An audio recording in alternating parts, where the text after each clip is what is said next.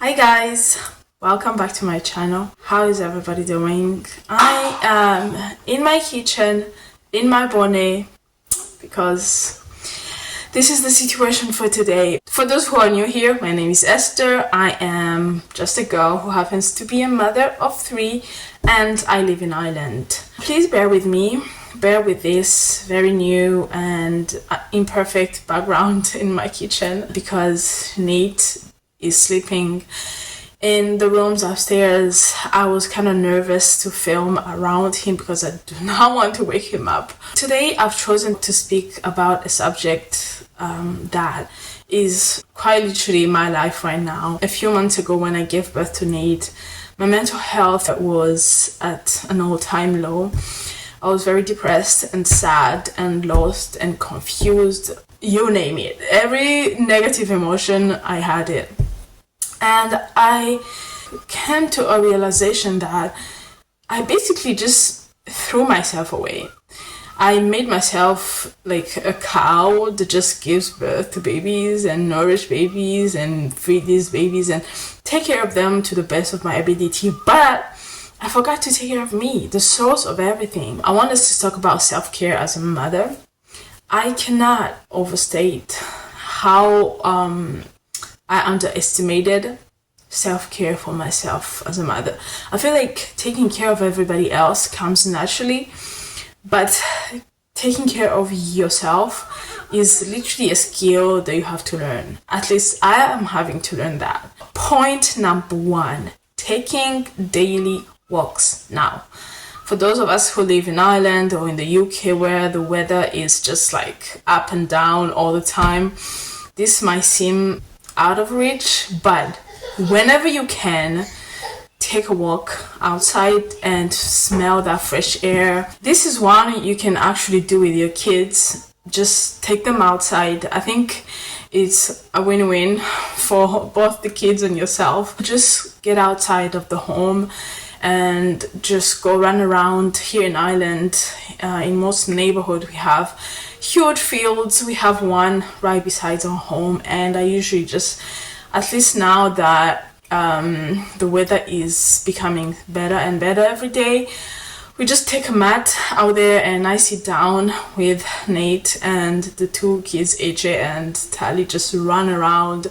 We stay there for like an hour and a half and it's the best experience for both of us. I love it. I cannot recommend this enough. Number 2 is eating healthy. I just started. I literally just a week and a few days ago, I started paying attention to the things that I eat. And now this is the first time in a very long time that I have even put any thought into things that I eat, because as I said in my previous videos, I feel like I've been living in survival for a very long time. Ever since I had my second, Tally, everything has been a blur. I just grabbed whatever I can find and just call it a day.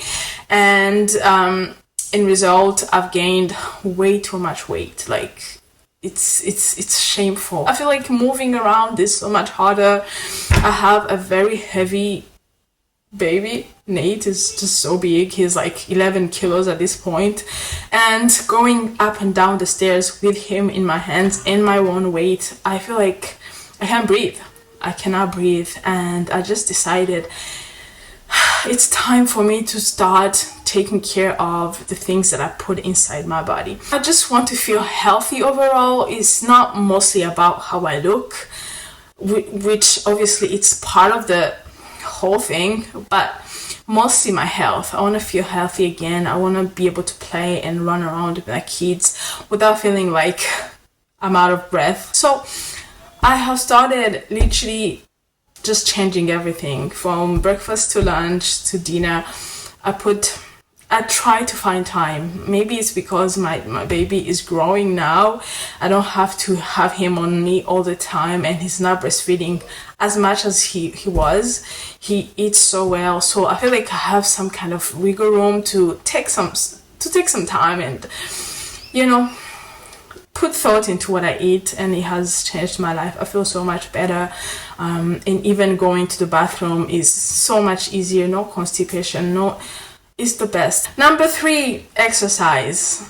Now, I am not a huge fan of exercising, but I took a few videos of my whole body, and I've been hearing something called weight blindness on the internet, and I truly believe that I had some kind of weight blindness.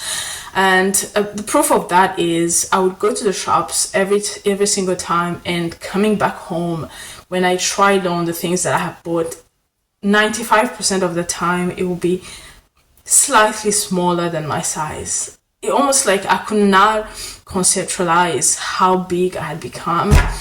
So I took a few videos of myself, and I was like, I just can't believe this is how I look. So in this whole sentiment of taking care of myself and just, trying to stand up, wake up from this very not so fun experience I've been going through, I decided to start exercising. It requires a lot of mental strength, because as a mother, there's just too many things that goes against the idea of exercise. The kids just want to cling on you all the time, and then by the end of the day you are exhausted. I've been having so many sleepless nights because Nate still wakes up a couple of times a night, so I wake up exhausted. I am still unable to wake up earlier than everybody else, so I just decided to exercise in the middle of the day. So when Nate wakes up from his first nap, I feed everybody. They have lunch, and then I give him milk, breastfeed him, and then I exercise. I think now the kids know the schedule. Now I feel sore most of the time, like my calves and my thighs and even my arms are sore, but honestly, it clears my mind. I feel so much better afterwards, and even psychologically, I feel like by the end, I feel like I've accomplished something greater than myself. So it's really good. If you can, please exercise. Number 4 is just leave. Let me just say that myself personally, getting out of the door without the kids is the hardest thing that I have to do. One Sunday, I thought my husband had gone to church alone. We couldn't go because our car was at the garage, and just packing all the kids in a bus was just not very convenient for us, so he had to go alone. And I thought when he went, I was like, he's just able to up and go. No stress. But for me, I don't know if it's a me thing. I think it's more of a me problem, And I was like, when he gets home, we're gonna have lunch. I'm gonna put baby Nate to sleep, and I'm just gonna go. I needed a few things from Boots, and just going outside and maybe it was on Mother's Day, I believe, that Sunday. And I was like, I just want to buy myself some flowers and do something nice for me. And I just did it. I put him down and I went and took the bus. If you feel like you're overwhelmed, constantly being with the kids, and also when you try to go to bed, it's so hard because you keep hearing noises, kids cry, it's just impossible for you to rest.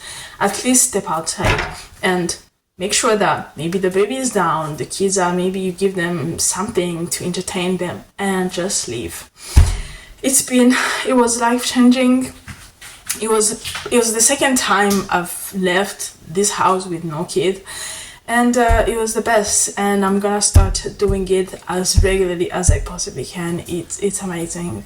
Lastly, number 5, journal. I do not do traditional journaling, as in having a journal where I write with a pen. I told my husband, if I was to die tomorrow, please, if you want to know about me, everything about me, just go into my Samsung Notes. Everything is there. Sometimes you just feel like maybe you're going through a tough time, and it's just hard to open up to anybody, even your partner, as close as you might be. It can just be hard. So journaling sometimes feels like you're just pouring all your thoughts, or your fears, or your excitements, or your things that you're grateful for into a journal. And I very frequently just go and look back on the things that I went through when I was pregnant with my kids, postpartum, when I went to back to Burundi, to my country, to see my parents, the experiences that I had. It's just amazing to even go back and look through everything that you went through, events, and see the growth and see the change in your thinking. It's amazing. If you can, please just try it. And I personally would recommend it because I journal a lot. I write about my project, the things that I would like to do as a woman. So journaling is really good. I think it's good for your mental health to just keep record of things that go on in your brain. Maybe you're not an overthinker like me, but as an overthinker, I feel like when you're overthinking, things can't happen fast enough, as fast as they happen in your brain. So journaling just helps you see everything on paper and see just how your brain works. It's great. Basically, the overall message here is you matter and you are worth being taken care of. And most of the time, the people around you might not know how to love you or care for you as much as you do, you know? So let's flip the switch and be like, you know what? My mother or my aunt or my husband or my kids might not be able to give me the things that I want, but I know what I want. If you like, for example, going to a restaurant, just go to a restaurant. It's gonna make you happy, you know? So self-care is important, especially as mothers, as we are like the source of so much. So many people look out for us. They look for comfort and nurturing and love and care from us. And most of the times we just forget to give ourselves the same things that we are supposed to give. So thank you so much. If you've made it to the end of this video, it's probably gonna be kind of a longer video, and I'm okay with that. Thank you for being here. Don't forget to subscribe to my channel and turn on the notification bell so that you are notified every time I post a new video. Thank you. Bye.